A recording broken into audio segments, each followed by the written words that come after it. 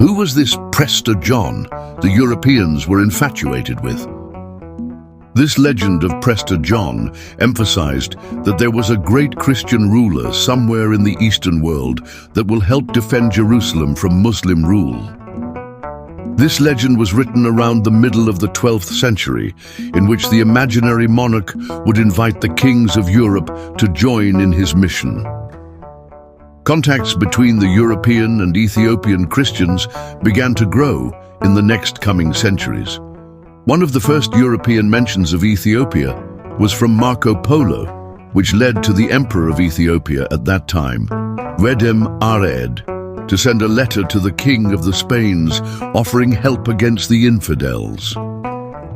This solidified the idea that the legend of the kingdom of Prester John was in the mountains of East Africa and nowhere else.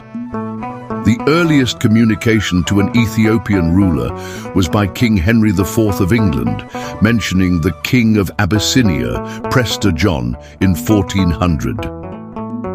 This led to have an Ethiopian embassy be sent to the king of the Franks, and it reached Venice in 1402 and returned to Ethiopia carrying many sacred relics, and along the way also bringing a piece of the true cross during the reign of King Dawit I. A Sicilian by the name of Pietro Rambulo entered Ethiopia in 1407 and lived in Ethiopia for 37 years, then going on an embassy to India and China.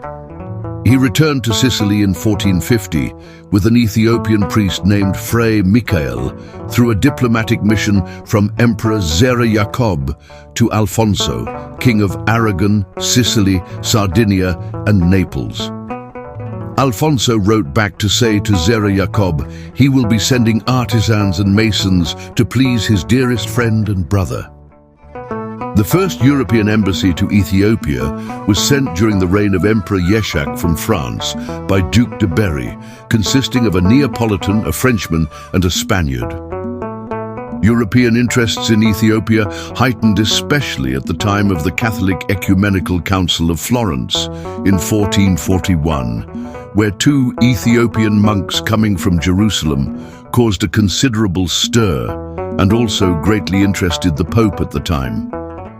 The monks ended up providing more geographical information about their homeland, later recorded in the map Egyptus Novello of 1454. This period led to many European adventurers to arrive in Ethiopia.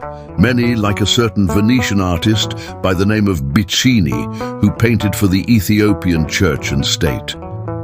He also served as a secretary for Emperor Libna Dingil, which he also reportedly spent many hours playing chess with him.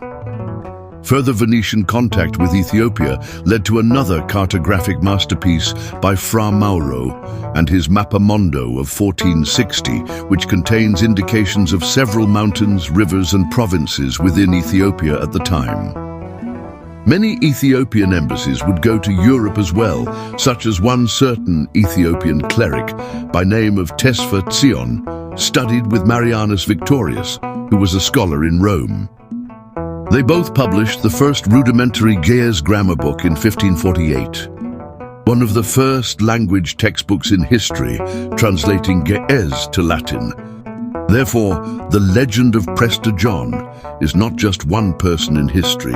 However, it resembles the Ethiopian monarchy and its devotion to defending Christianity.